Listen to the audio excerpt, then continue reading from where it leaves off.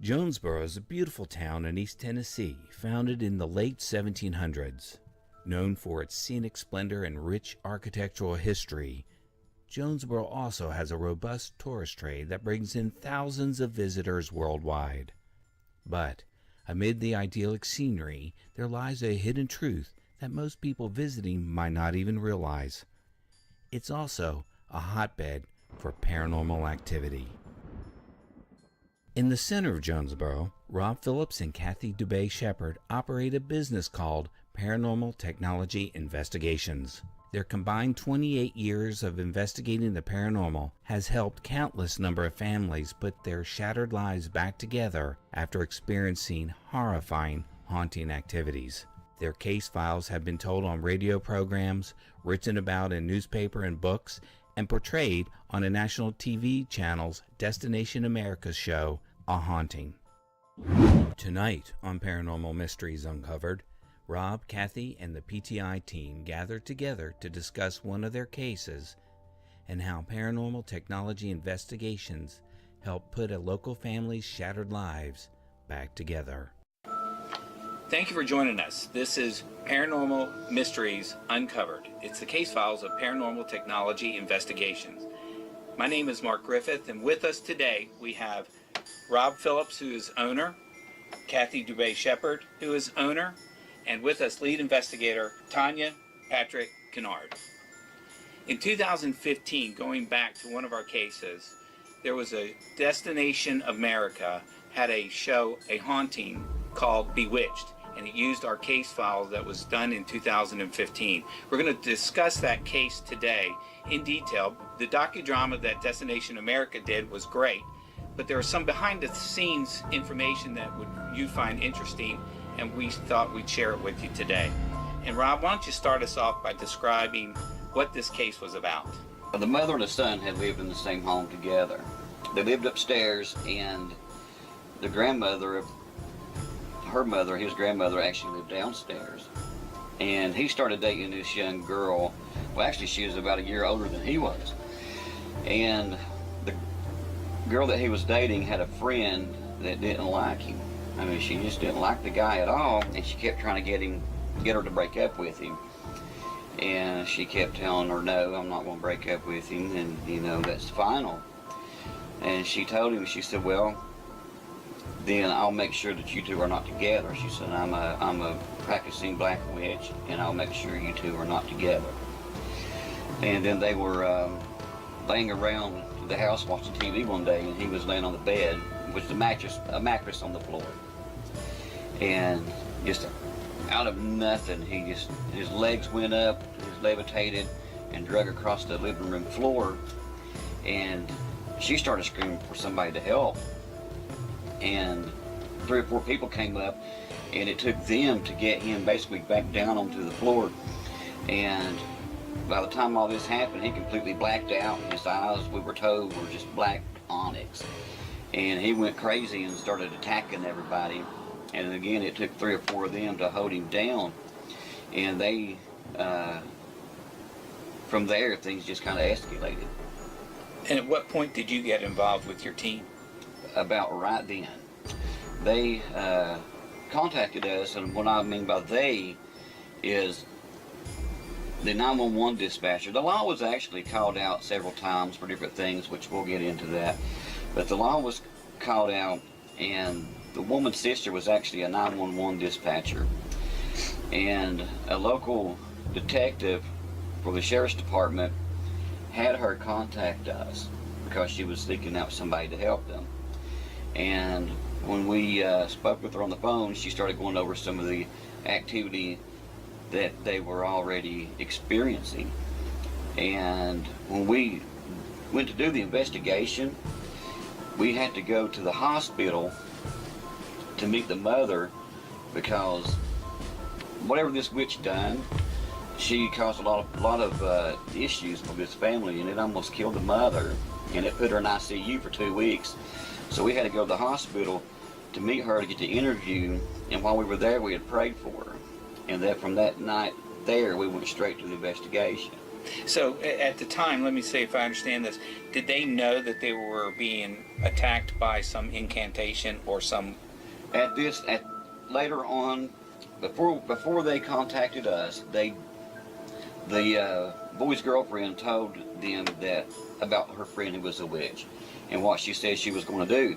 And what was made it even worse was this girl and 3 or 4 of her friends went to their house, his father's house, and I think someone else's house. I can't remember. Yeah, it was it was the grandmother downstairs, and asked for him by name. And they would tell the son, the one that was levitated, they asked for him by name, and they said, no, he is not here. Why? They said, because we're coming to take him away, and when we get him, you will never see him again. And that's basically right then when the law was called, and then we were contacted. So they knew, they had an idea that this might possibly be the reason they're experiencing activity, because nothing had ever happened to them in the past before, other than her father passed away upstairs while he was working on the home, and they had a little activity that they believed was her father. So have you ever before investigated where you thought there was a witch curse on a home?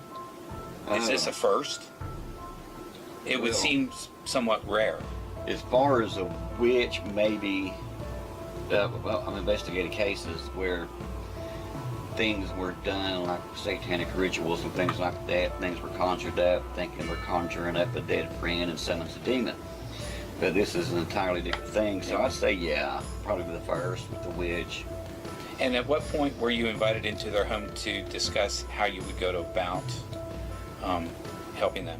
Well, when they contacted us, when we went to the hospital to speak to them, that was the night we were going to the investigation, and we just basically from there explained to them how we go about doing things. You know, we promised them we'd do everything that we can to help them.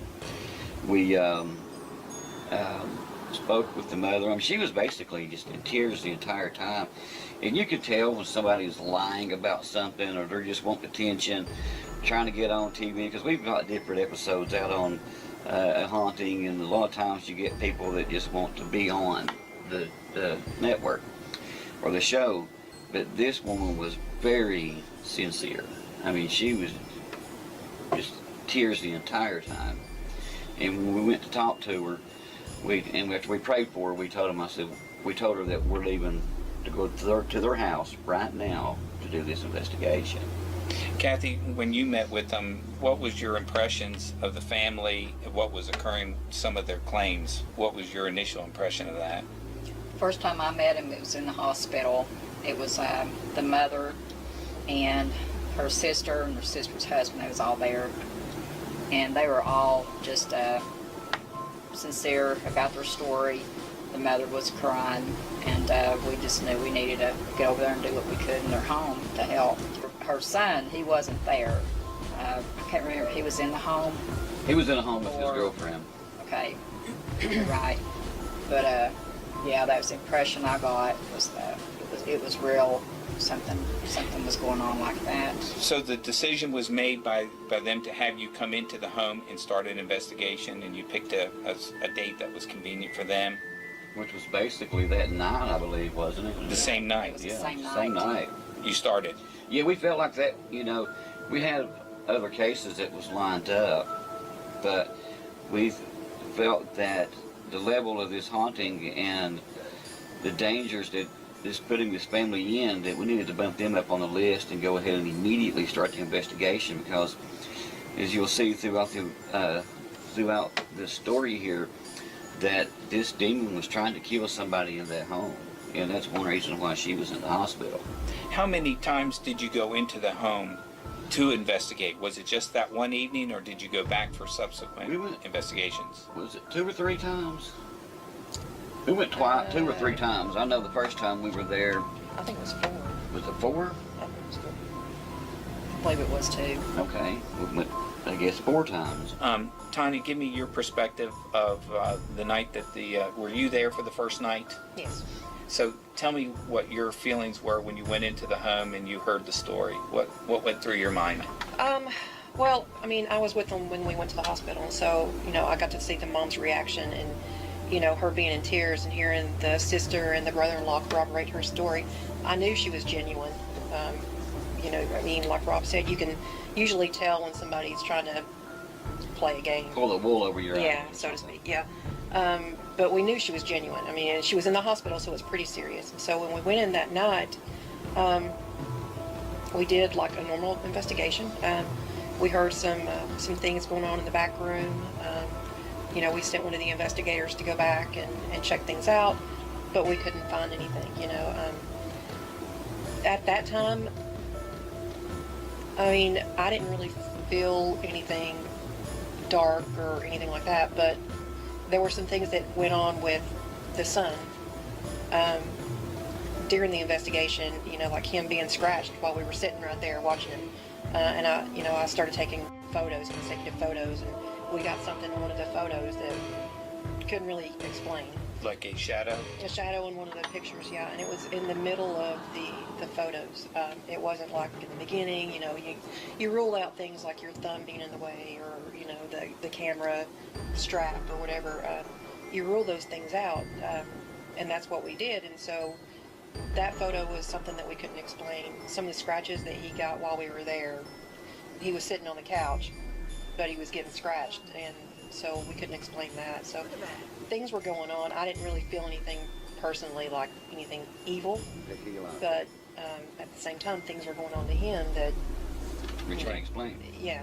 So where did you go from there? From that night after the investigation ended, did you collect evidence in addition to the scratching and the shadows and those things that are going on? The night of the investigation, after we had finished that night, I mean, during the investigation, we were hearing different noises moving throughout the house. I mean, you could hear things basically on cue moving when you would ask it to. We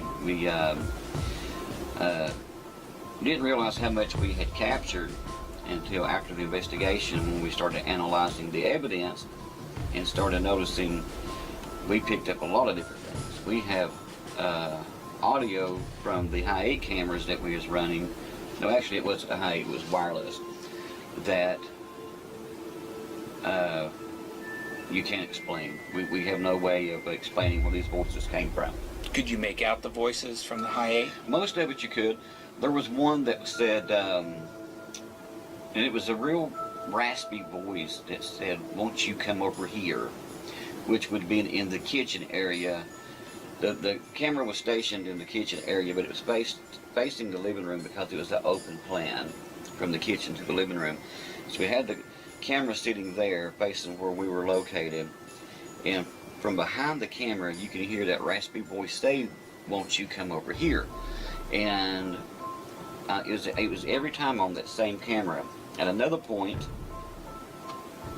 we heard "help them," which the woman that lives there later said that it sounded like her father's voice, and she felt like maybe it was her father, and he knew what was going on, and he knew that we were there to try to do something to help them, and he was asking us to help them. And then there was another point, you hear something that we can't really make out what it's saying. Okay, so that was the end of the first night. So you had subsequent investigations. What was the level of activity in the home after the first investigation? Did it seem to subside? Did it increase? Do you remember them speaking to you about that? They're not getting increased. There was, we had, I think it was during the second investigation. Well, maybe I'm going to let Kathy and Tanya tell that one, because I was actually in a different room when this happened, but we did capture it on video. Oh. The door. Yeah, the door. Actually, I think Tanya, we were sitting on the couch in the living room doing a silent session. Rob was in the back, and I was looking over this way, away from the door, and then I guess Tanya was looking toward the door, and I felt something grab my leg and hollered, "Kathy, the door." Is that you? That was me. That wasn't a spirit, so. That's me. It was Tanya, and the door had come open, and it's like it started to shut back, like something opened it, seen us sitting there and decided, okay, now's not the time to come in, I want to go back out. And it slammed it And shut. it slammed it shut.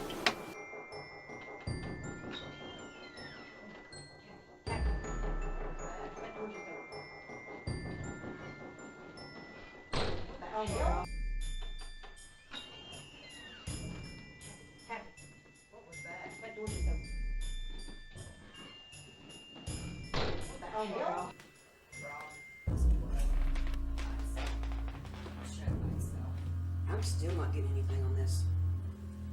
I got a .2 when it did it. I opened the door, looked outside, there was nothing there, and then, I mean, it just opened it and shut by itself. But what they didn't show on film or on this episode, Bewitched, what they didn't show was the hallway door. Actually, later on in the evening, it did Opened the and same closed. thing. Yes. Did you capture that on video? We didn't, not But that. you witnessed this yourself? Yeah. How often have you had investigations where you witnessed a door opening and closing on its own? That wasn't my first one. Was it your first one? No. So this is We've experienced one before. one before, but it's not often that this occurs. No, it's not something that occurs every time you investigate. So what was going through your mind when you saw the door open and close?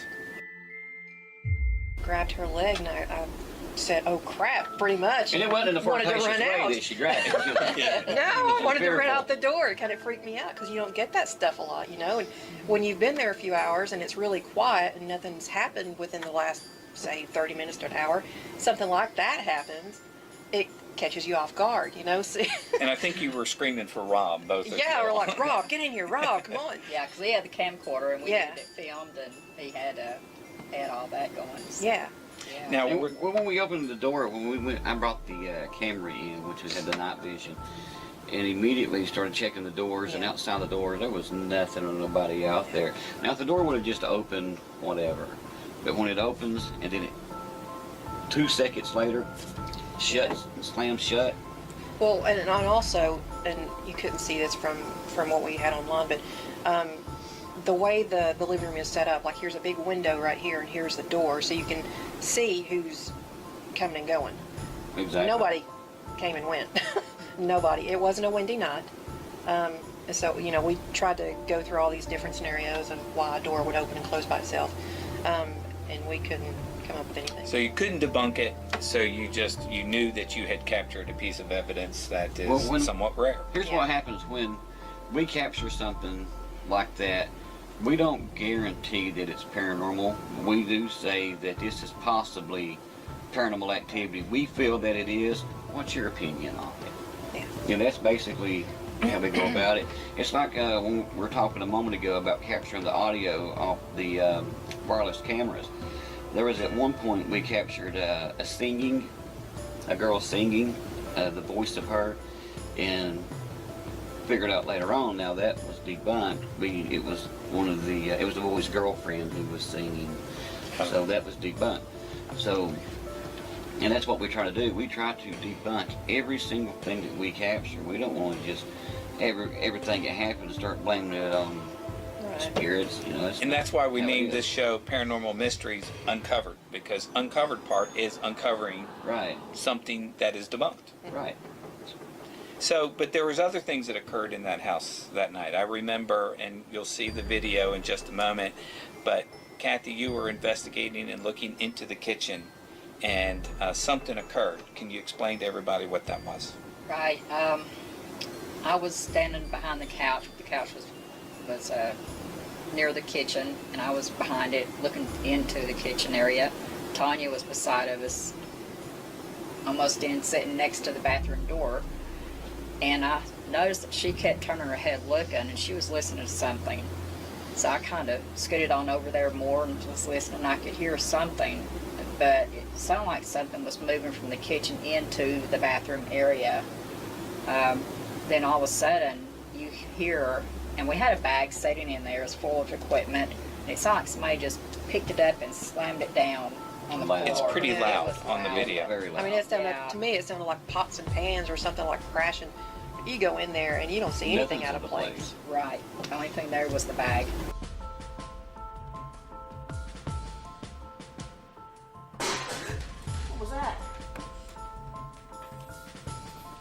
in the kitchen.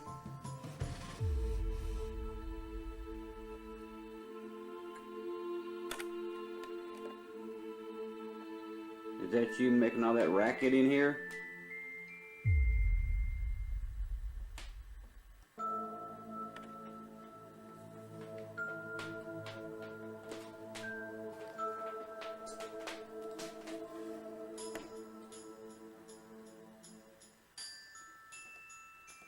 You're just a noisy little ghost, aren't you?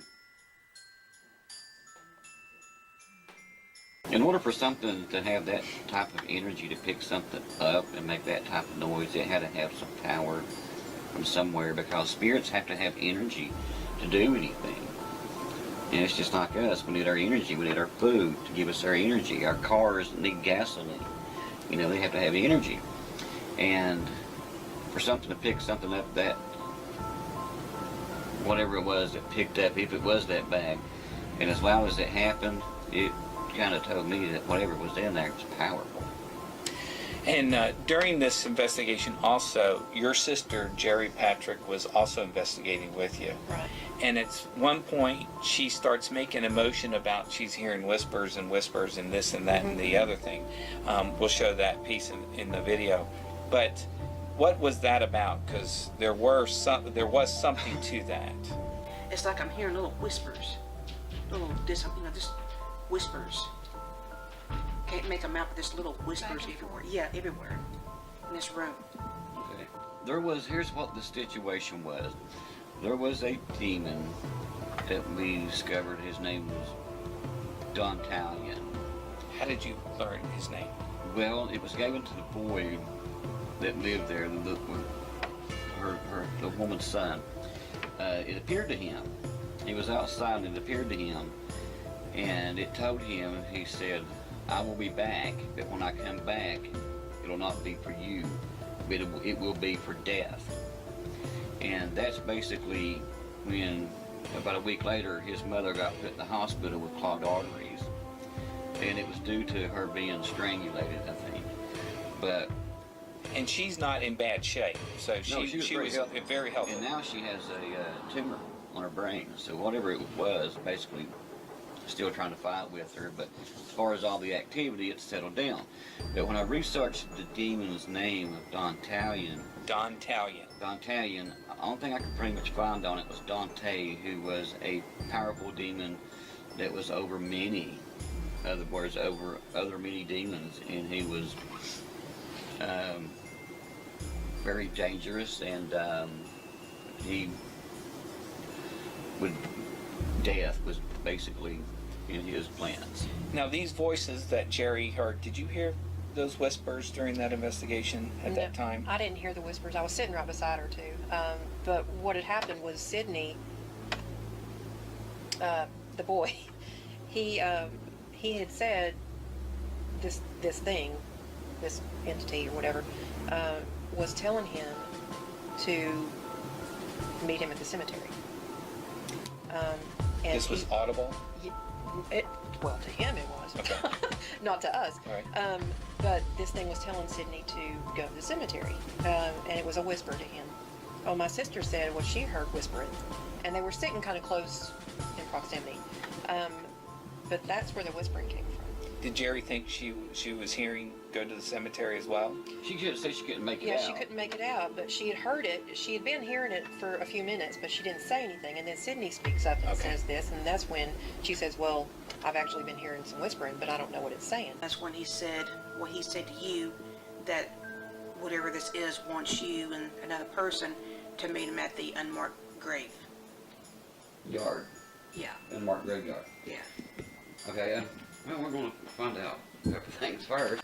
And he told me, he said, the demons wanting you to go to the cemetery, meet him out there alone.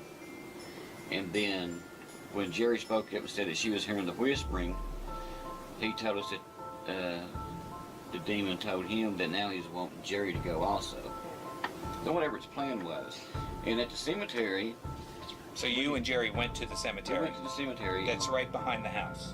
Kind of up front a little bit. We did discover, and we all kind of went up there, we did discover that there had been some type of a ritual held in the graveyard up there. They were remnants of different things. You see burnt candle wax on the ground and headstones and different things, as if somebody was up there performing a ritual. Did you tell me one time that a police officer confirmed that there was rituals being done in that? So there was confirmation from law enforcement agencies. So, exactly, and the law enforcement, we were helping them and they were helping us. We were trying to figure everything out, put two and two together. We had permission. Every time we would go, anytime we go anywhere to investigate, we always contact the local law enforcement, let them know where we're at and what we're doing. Safety.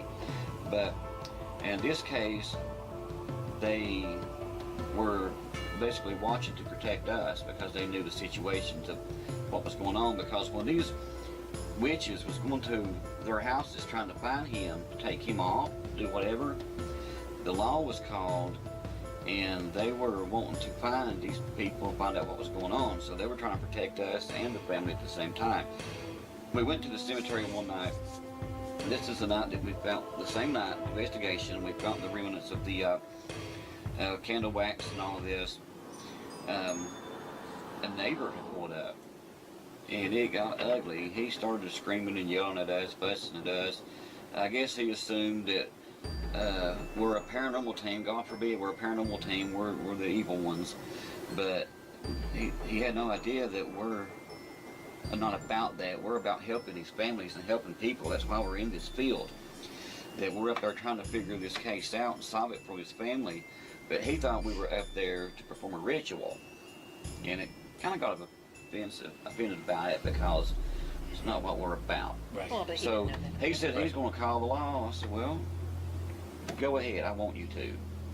And when the law got there, the police officer explained to him, sir, they have permission to be here, probably more than you do.